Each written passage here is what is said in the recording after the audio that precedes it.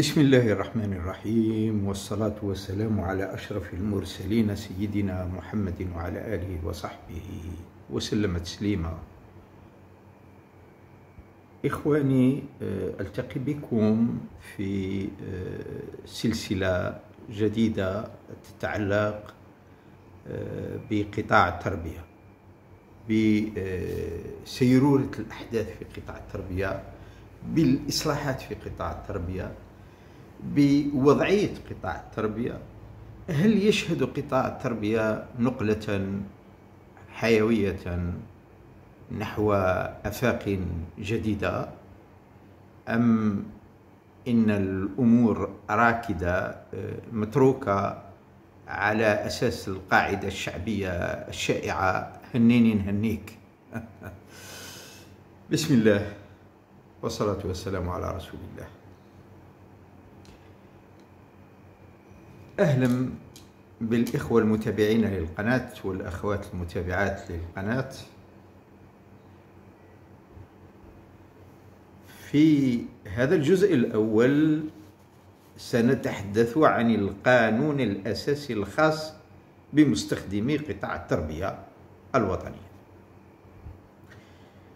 وهو قانون موجود يؤطر مستخدمي القطاع كما هو اسمه، لكن يرد حديث منذ أن وضع هذا القانون للمراجعة في الوزارة الأولى.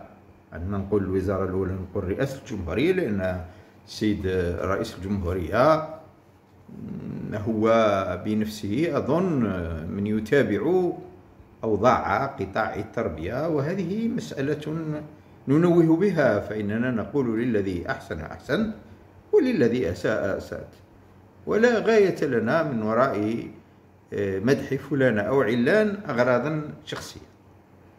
أنا معروف بنقد اللاذع لأداء النظام في حد ذاته ومآخذ على قضايا كثيرة، مآخذ مرتبطة بمسألة الشرعية ومسألة الحرية أو الحريات، ومسألة الديمقراطية، ومسألة الحكم، ومسألة رشد الحكم إلى غير ذلك. لدي مآخذ وستبقى هذه المآخذ وسأكررها، وقد أتناولها في موضوعات أخرى، لكن هذا لا يمنع أنني أقول للذي أحسن في مقام الإحسان أحسنت، وللذي أساء أسأت. فلينتبه ذلك الذي قال لي يوما صحفي، على كل حال ليته قال أنا أخاف وأنا أخشى، وقالها في البداية عن طريق التلميح في قناة من القنوات لا أريد أن أذكرها حتى لا أفضحه.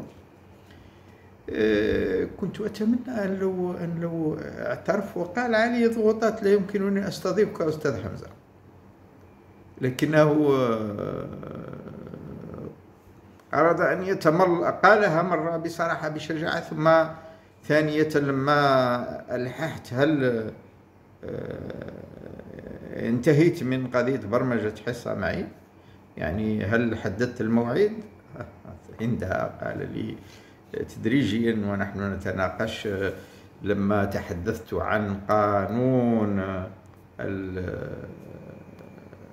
الإدراج الإنجليزية في التعليم الابتدائي، وقد استضافتني قناة بي سي اللندنية العربية، بي بي سي عربيك، واستضافتني قنوات أخرى، وتحدثت وأبديت رأيا ناقدا صراحة. يعني أنا لا أتردد لما يكون لدي نقد، لا يمكنني أن أخفيه فقط لأجامل السلطة ولأنال عظما. كيف نبني الجزائر بالله عليكم؟ قال لي يا أستاذ يبدو أنك تعارض من أجل المعارضة فقط. كيف أعارض من أجل المعارضة؟ إذا أنت في دماغك خشب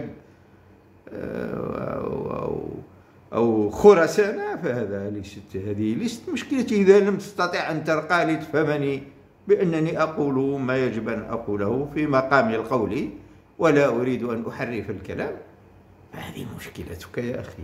طيب، سنتحدث عن القانون الأساسي الخاص لمستخدمي قطاع التربية الوطنية، وهذا القانون ليس هو الذي لمح إليه رئيس الجمهورية السي تبون لما تحدث عن قانون الأستاذ. لا أظنه يعني هذا القانون، لأن هذا القانون خاص بكل الأسلاك التي تشتغل في قطاع التربية الوطنية. ومن ثمة أحسب أن مراد رئيس الجمهورية مهم جدا، إنه يريد أن يمنح للأستاذ مكانة مركزية، ونحن نثمن هذا إن كان فعلا هذا هو مراده، ونثمن هذا الجهد من أصحاب القرار كلهم، ونتمنى أن ينفتح رئيس الجمهورية على الخبرات أو بمفهوم آخر على الخبراء الجادين في الوضع معقد جد في البلد، يستحق رأي خبراء نبهاء أصحاب ميراث عميق في المسألة التربوية.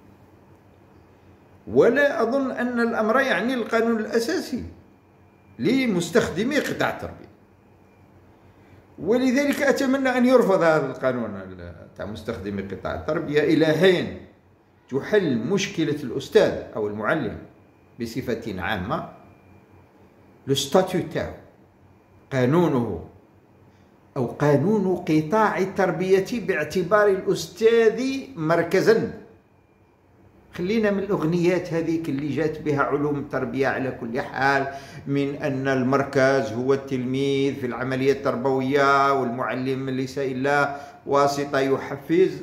انظروا إلى نتائج المدارس في العالم بصفة عامة وأوضاع التعليم، واستثني حتى وأذكر الناس اللي تنادي بالرقمنة وتفتخر بالرقمنة. واش من الرقمنة المفصولة عن البيداغوجيا، عن العملية التربوية التي لا تصبر أغوار العملية التربوية، بمعنى التي يكون فيها ذلك المرقمن أو المهندس عارية على التربية لا علاقة له بها، ولو عمل بها 100 سنة بالقطاع 100 سنة، إنما هو ليس خبيرا بالمفهوم العالمي، ان اكسبير او سونس سافون. هذه واحدة. باش ما نتشعبش بزاف، لأن مشاكل التربية عويصة معقدة وباقي نبربروا فيها ونجيبوا غير في الناس اللي لفقوا يقعدوا ينالوا الامتيازات. هنيني نهنيك، يخاف لك ما يدير تصريح، يخاف لك ما فهمتش يعني.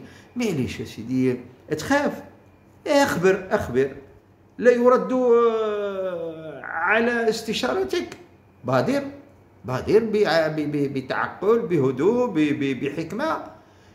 قل لي أنت فاقد الشيء، وفاقد الشيء لا يعطيه بصفة عامة. يعني لا تحدث عن الوقت الراهن، لا تحدث عن القطاع منذ نشأته إلى اليوم. أما لو تحدثت عن الوقت الراهن في الحديث سيكون آخر تماما، وأنا آت إلى ذلك. المرحلة 1990-2008 هذه سيرها قانون 90-49. لنذكر بأن نقابة الكنابست كانت غير موجودة، جات غير في 2003. كيفاش جات؟ قدمت ملف اعتمادها، لم يمنحوها وصلا عمدا لتبقى تحت الرحمة، ويفترض أنه إذا ما مديت ليش أنايا ما وصل بعد مدة أقوم بالنشاط. لماذا لا تمنحني وصل؟ بأي حق؟ لا علينا. ثم بعد ذلك تم اعتمادها.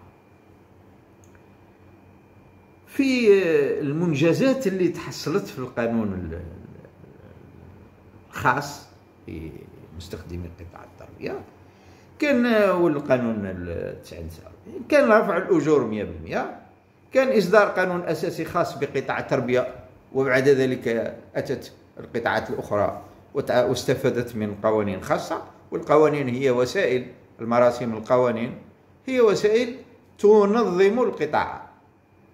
أحيانا لما يكونوا القانونيين ما عندهمش علاقة بالقطاع ولا بفهم القطاع، ولا المشتغلين على القانون هم في حد ذاتهم ولو داخل القطاع، أي قطاع، لا يفهمون القطاع، لا يفقهون القطاع، ليسوا خبراء. ماذا يحدث؟ حتى ولو كانت هنالك استشارة، من يستشير من؟ من يأتي بمن؟ المعضلة كبيرة جدا إلى حد لا يستهان به. يا سيدي، بعد إصدار قانون أساسي خاص كاين التقاعد اللي استفادت منه، تقاعد بعد 25 سنة فعلية، صح. إضراب نتاع 2003 اللي تم بتأطير ملك نابست، اللي في يومها كانت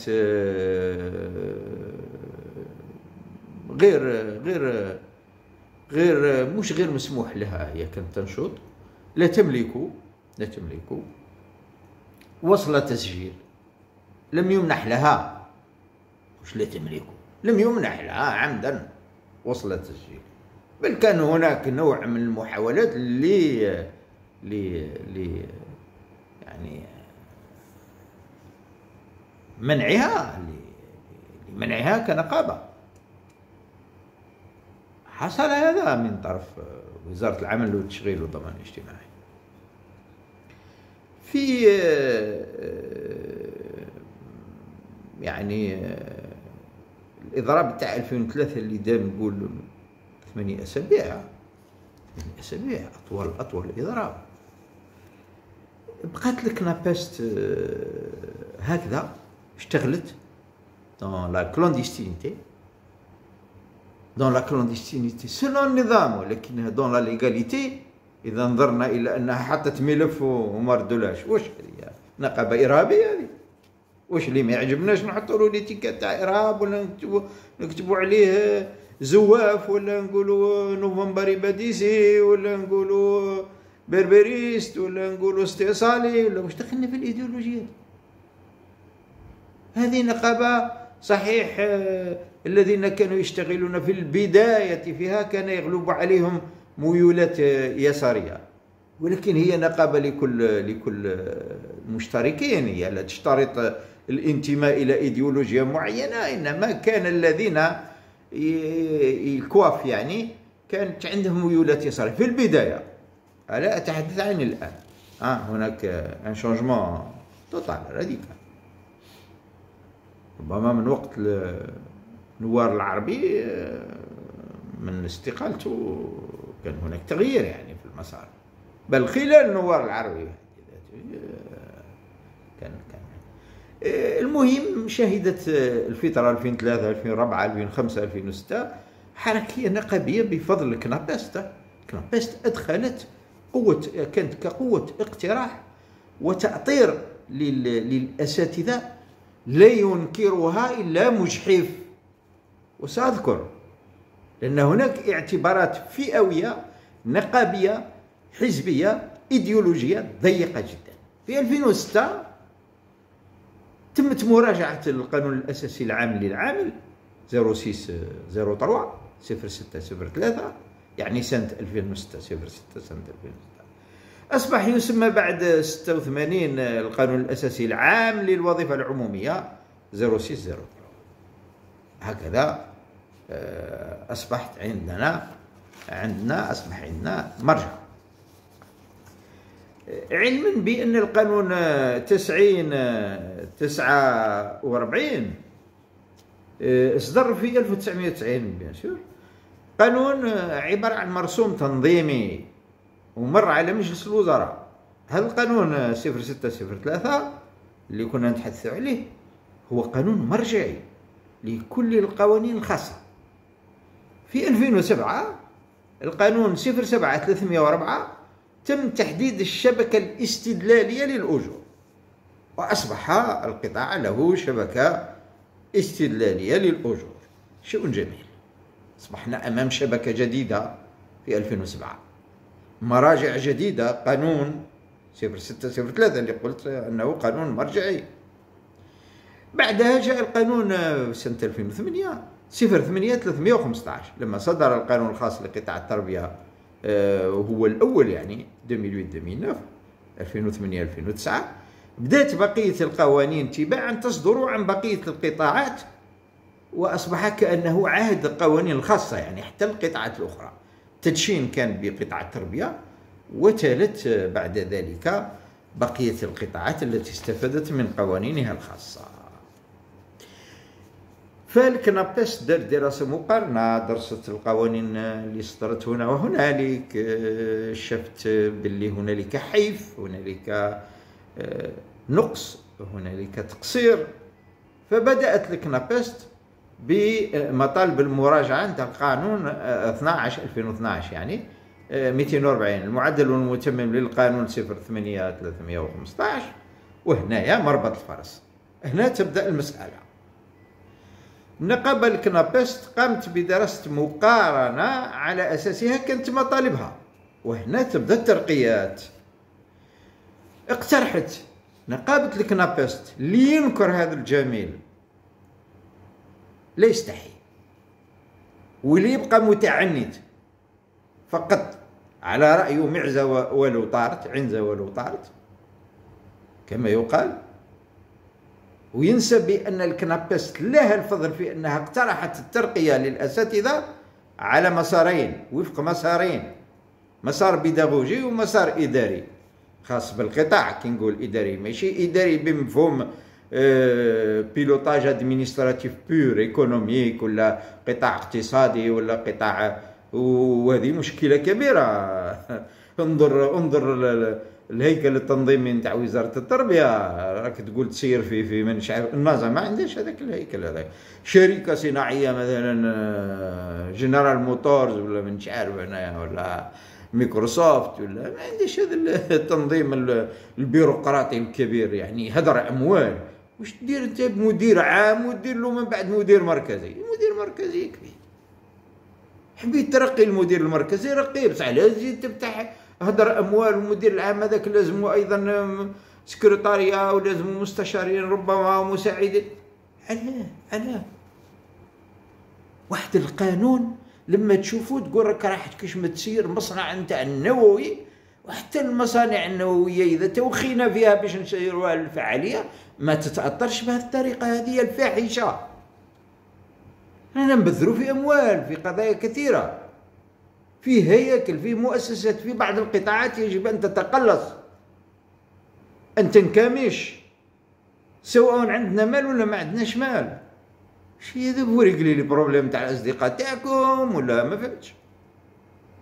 وفات دي بروموسيون هكذا نتاع ولاء، ياكم تاع كل بلاد، هما الولاء في حد ذاته يولي في خطر.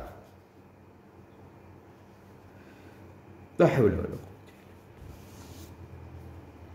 يعني المهم قانون تنظيم، هيكل تنظيمي، اورغانيغرام في وزارة التربية رهيب مفزع، يدل على انه الحالة مش راح تمشي وما تمشيش. اذا من اقترح مسارين ترقية عبر مسارين، مسار بيداغوجي ومسار، المسار البيداغوجي يتم عبر مسابقة تاع استاذ رئيسي وكاين استاذ مكون. المسار الاداري يشارك في مسابقة نتاع ناظر ولا اللي كنسموه مدير دراسات، ولا عبر قائمة التأهيل يعني ليست دابتيتود. وكاين شروط طبعا للالتحاق وما يتمناش هنايا هذه الشروط هذه، لأن الشروط هذه مسألة تقنية صرفة. لما نتحدث عن طريق المسابقة، وهنا في قطاع التربية خاصة وجميع قطاع الدولة العامة، ولكن قطاع التربية خاصة، الحالة في كاتاستروف كبيرة، يعني في كارثة كبيرة. معالم ماهية حقيقة المسابقات كيف تتم، كيف تبنى، ووفق أي مراجع تنظيمية ونواظم بيداغوجية أيضا ومعرفية وعلمية، كيف، حول ماذا، وش موضوعها، يعني هذه المسابقات هذه تختبر ماذا، أي كفاءات تختبرها، كيف يمكن أن تصدق على الكفاءات. غموض كبير وضبابية رهيبة في هذا المجال وتخبط عشوائي. لا علينا. فلنقل بأنه ما حدث في قطاع التربية كارثة، وما يحدث في قطاعات أخرى أيضا مدهش ويستحق أنه يهتم به. هذا هو. واش راهم يديروا لي غوفرنور جو دير سو كي غوفرن، الذين يحكمون حكما راشدا أو رشيدا. هل تتم المسابقة في مادة التدريس؟ كيف؟ لماذا؟ لا أجوبة تجدها في قطاع التربية. إنما الناس تجتهد وتخلط وتجلط وهي ماشية. المهم على هذا توقع المشاكل في الغموض. داخل الغموض هذا الناس عندها حظ باش تدير واش تحوس. ها باش نتفاهموا يعني ونكونوا واضحين. ولو كان نحينا هذا الغموض تستقيم الأمور، ترضى الرعية. إذا رضت الرعية يتهنى الذين يحكمون، وإلا راح تبقى الأمور هكذا. ربما لاحقا نتناولوا الإطار الذي ينظم المسابقات خاصة في قطاع التربية. في 2012 قامت الكنابست بدراسة، وأنا ندير بين قوسين دراسة، يعني اجتهدوا بحثوا. يفترض النقابات هذه كل ترجع إلى خبراء موش عنده دبلوم وعنده أقدمية وعنده مانيش عارف واش. والله وضعنا المعقد إلي سبيسيفيك. هذه كلمة سبيسيفيك عندها تاريخ في البرلمان. هو خاص جدا، هو عنده خصوصيته، وبالتالي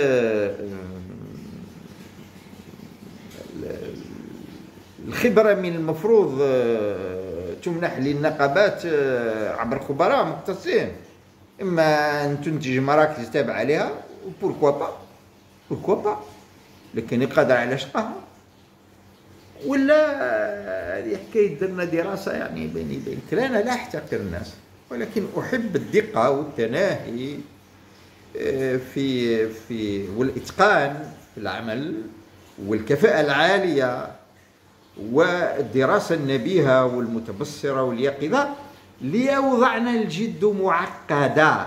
سي كومبلكس au sens des sciences de la complexité، بمعنى معقدة وفق علوم التعقيد. صح يا سيدي. قامت الكنابست نقولوا بدراسة سيدي، فحصت فيها بعض التجارب الدولية. شيء جميل، بادرت خير من أنه تجتهد هكذا عشوائيا حول ترقية الأستاذ. ولقت باللي الأستاذ لا يموت في هذه التجارب، إنما له معابر عديدة تحييه وتبقيه حيا ومعطاء. فكيف يمكن للأستاذ أن يبقى ربما 10 سنوات وأكثر وهو في نفس الدرجة؟ الفضل للكنابست، أقول الفضل لها. والذي ينكر ويحب يتراوغ ويلعب بالتاريخ ويكذب، لأنه كاين المتبجحين الوقحين يعني لأجل لحاجة في نفس يعقوب لتشرى الذمم نتاعهم والهمم نتاعهم. أنا أقول ومفروض يعني السلطة تضع حد لهذ المتبجحين، ما عندها ما دير بهم، لا بولائهم لا يفيدوها لا يخدموها. هذو دي بارازيت ياكلوا مال الدولة، ينهبوا ويطبلوا ويغنوا. واش دير بالتطبيل والغناء؟ يعني لوبينيون عارف كل شيء انترناسيونال اي لوكال، عارفين الزير خليه بمقطع.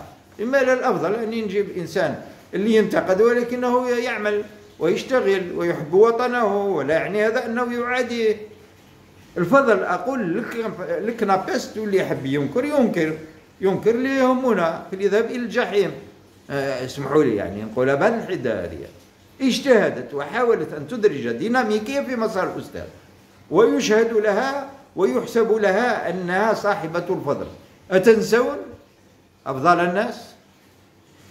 ماشي بوذيبة برك، الكنابست كلها والحال لا يرحمه، وكل أعضاء المكتب الراهن الحالي والقديم.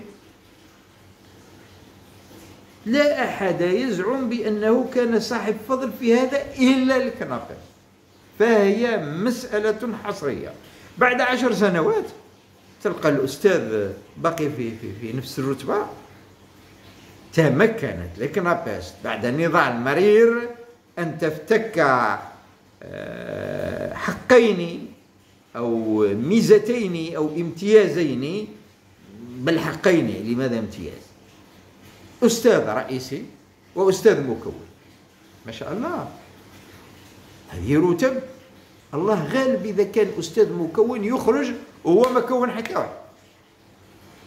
الله غالب هذه مشكلة العطب في اللي يحكموا في الوزارة ويسيروا فيها، ما خلقوش آليات لاستيعاب هذه الرتب التي أنشئت، وبقيت رتب عبارة عن تحفيزات مادية لا أكثر ولا أقل.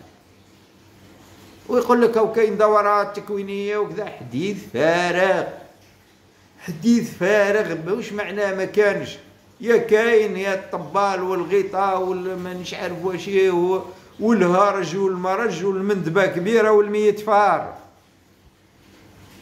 طالبت الكنابس بأكثر من هذا، لكنها افتكت هذين الحقين وهاتين الميزتين والترقيتين، بالإضافة إلى الترقية هذه كانت تمس ما يسمى بالمسار البيداغوجي.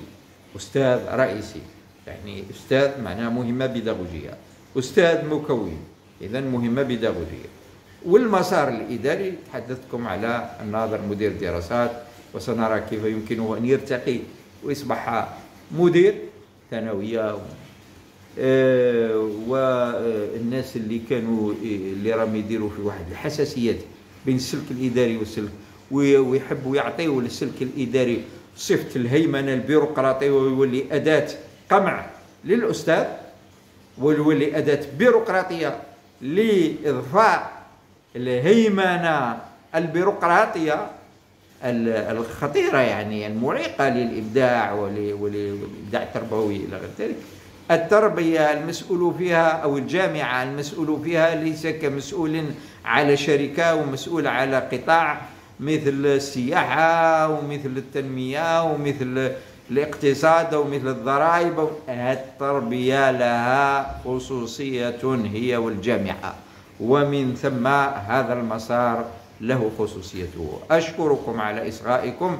هذا اللقاء الأول. اللقاء الثاني سنتحدث في أشياء كثيرة خطيرة جدا تتعلق بالقانون الأساسي.